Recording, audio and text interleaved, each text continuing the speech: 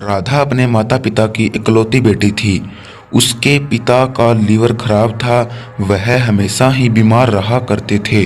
उसकी माँ एक स्कूल में टीचर की नौकरी करती थी। बड़ी मुश्किल से राधा को एक ऑफिस में नौकरी मिली थी। राधा खुश होकर घर आती है और अपनी माँ को आवाज लगाते हुए कहती है, माँ माँ जल्दी आओ, मेरे पास तुम्हारे लिए एक खुशखबरी है। क्या हुआ राधा, इतनी खुश लग रही हो? माँ पहले ये बताओ पापा कैसे हैं? ठीक है बेटा, वे दवा खा के सो गए हैं। माँ मुझे नौकरी मिल गई है और उसकी सैलरी पूरी 30,000 है। क्या? मुझे तो यकीन ही नहीं हो रहा है बेटा। तभी राधा की माँ के पास फोन कॉल आता है। राधा की माँ फोन उठाती है और वह बात करके फोन काट देती है। किसका फोन था माँ? आप इतनी उदास क्यों लग रही हो? डॉक्टर का फोन था बेटा। क्या बोला है डॉक्टर ने? डॉक्टर तुम्हारे पापा की आई रिपोर्ट के बारे में बता रहे थे कि तुम्हारे पापा का ऑपरेशन करना होगा और बोल रहे थे इस ऑपरेशन से तुम्हारे पापा ठीक हो जाएंगे। तो इसमें दिक्कत क्या है माँ? पापा का ऑपरेशन करवा देते हैं। आप इतनी उदास क्यों हो रही हो? अरे बेटा, ऑपरेशन तो ठीक है, लेकिन डॉक्टर साहब कह रहे थे कि इस ऑपरेशन में 5 लाख रुपए लगेंगे। वो हम गरीब लोग कहाँ से लेके आएंगे? माँ तुम चिंता मत करो, कुछ ना कुछ रास्ता निकाल ही लेंगे और पापा का इलाज भी करवाएंगे। तभी दरवाजे पर कोई दस्तक देता है। राधा दरवाजा खोलती है तो वह दंग रह जाती है। भूत भूत, माँ माँ बचाओ। भूत? इतना चिल्ला क्यों रही हो? पहली बार देखा है क्या भूत? इतना कहकर भूत राधा के घर के अंदर घुस जाता है। तभी राधा की माँ भूत से पूछती है, आखिर तुम यहाँ क्यों आए हो? मेरे पास तुम लोगों के लिए एक ऑफर है। मैं यहाँ से गुजर रहा था और मैंने खिड़की से सब सुन लिया था। तुम लोगों को पैसों की जरूरत है ना? तो 5 लाख रुपए मैं दूंगा, वो भी अभी की अभी। क्या? पर तुम भला हमें पैसा क्यों दोगे? तुम्हें हमसे क्या चाहिए? बस ज्यादा कुछ नहीं, मैं चाहता हूँ तुम मेरे घर आकर नौकरी करो।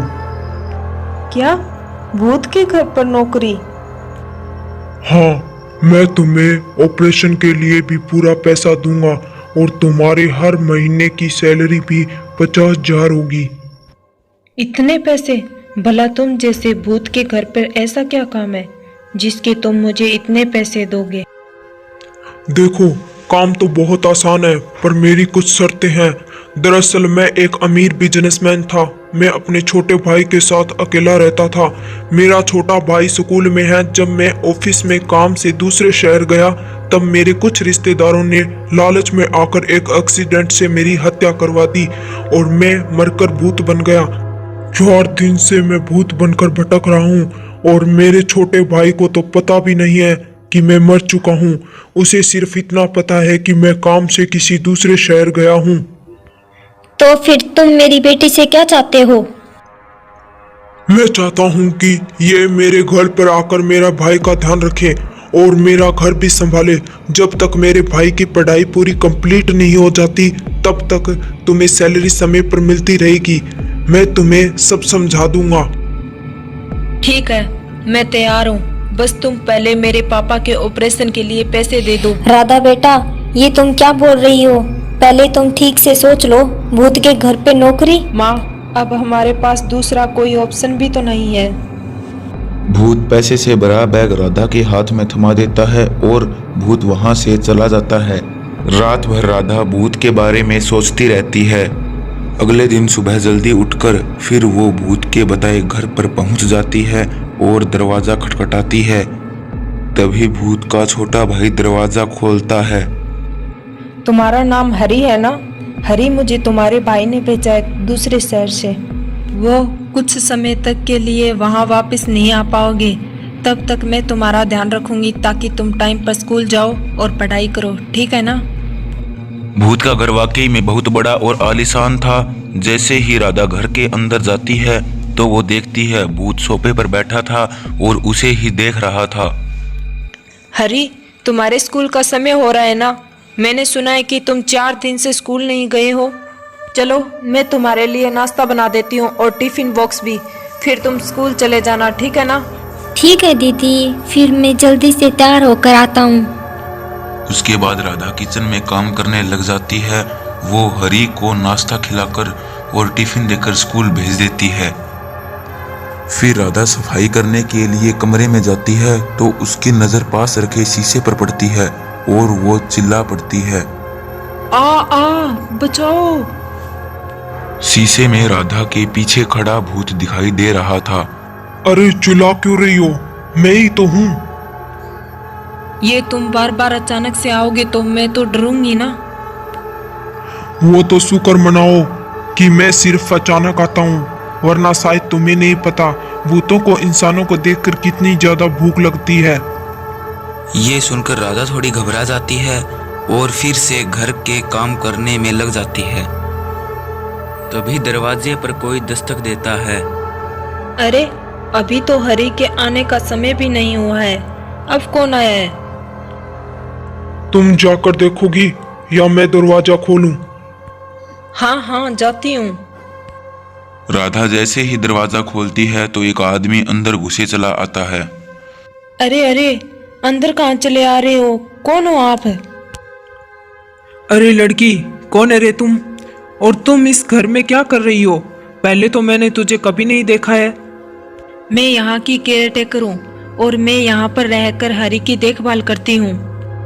राधा डर जाती है कहीं वो आदमी भूत को न देख ले, लेकिन भूत को राधा के सिवाय कोई नहीं देख रहा था और न ही सुन पा रहा था। ए लड़की, तुम जो कोई भी हो, आज के बाद से ये घर हमारा है और हमें किसी भी कीमत में केयर टेकर की जरूरत नहीं है। तुम बस हरी को लेकर आओ। कहाँ है वो? बुलाओ उसको, हमें उसका साइन लेना है इस कागज पर। हरी, ओ हरी, कहाँ है रे तू? जल्दी से बाहर आ। अरे, रुक जाइए आप। हरी आना ही है। वो स्कूल गया है और कैसा साइन और किस कागज पर? और ये घर आपका कैसे? अरे ओ लड़की, इतने सवाल वो भी एक साथ? हमें हरी से प्रॉपर्टी के कागज पर साइन करवाना है और फिर हरी से हमें क्या डाल देंगे हम किसी अनाथ आश्रम में। चलो जल्दी से बुलाओ उसको। तभी हरी स्कूल से घर आ जाता है और वो अपने चाचा को देखकर बहुत खुश होता है। अरे चाचा, आप कब आए? खैर अच्छा हुआ आप आ गए। मुझे घर में बहुत अकेला लग रहा था, पर पता नहीं भैया कब वापस आएंगे शहर से। इतने दिन हो गए हैं उन्हें गए हुए।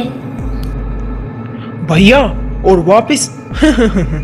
अरे शायद तुझे अभी तक खबर नहीं मिली कि तेरा भाई मर चुका है, वो भी 4 दिन पहले।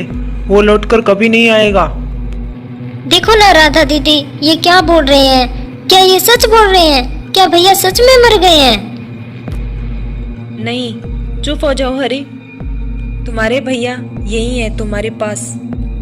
अरे ओ केयर टेकर, क्यों बच्चे से झूठ बोल रही है? सच बताना उसको कि इसका भाई मर चुका है। अरे कैसे रिश्तेदार हो तुम? बिल्कुल शर्म नहीं आती क्या तुम्हें? चुप हो जा लड़की। अरे के बच्चे, चल इधर आ। वो आदमी हरी की तरफ आता है और जबरदस्ती किसी प्रॉपर्टी के कागजात पर साइन करवाने लगता है। भूत अब तक चुपचाप खड़ा होकर देख रहा था, पर जब चाचा हरी से जबरदस्ती साइन करवाने लगता है तब उसे बहुत गुस्सा आता है और वह सबके सामने आ जाता है। रुक जाओ तुम। अरे कौन हो भूत जी आप? हा, मैं वही हूँ जिसको तुम प्रॉपर्टी के लालच में मरवाया था और अब मैं तुम्हें मार दूंगा। अरे तुम रिश्तेदार के नाम पर कलंक हो कलंक। मैं तुमसे बदला लेकर ही रहूंगा। क्या बेटा, मैंने कुछ नहीं किया। तुम अपने चाचा को माफ कर दो। मैं अभी यहाँ से चला जाऊंगा और फिर यहाँ वापस कभी नहीं आऊंगा। अगर कुछ किया ही नहीं है तो माफ किस बात के लिए करूं मैं? नहीं, इतनी आसानी से छोड़ कैसे दूं मैं तुम्हें? इतना कहकर भूत अपने जादू से चाचा को हवा में जोर जोर से जमीन पर पटकने लगता है। चाचा चिल्लाता है पर भूत नहीं रुकता और उन्हें जमीन पर पटकता रहता है। ऐसे ही थोड़ी देर में उसकी मौत हो जाती है। तभी भूत अपने असली रूप में आ जाता है जैसे वो पहले दिखता था। भाई, क्या आप ये सच में हो? आप इतने डरावने क्यों लग रहे थे? मैं आपको पहचान ही नहीं पा रहा था। भाई, आप मुझे छोड़कर तो नहीं जाओगे ना? बिल्कुल मत जाना भैया।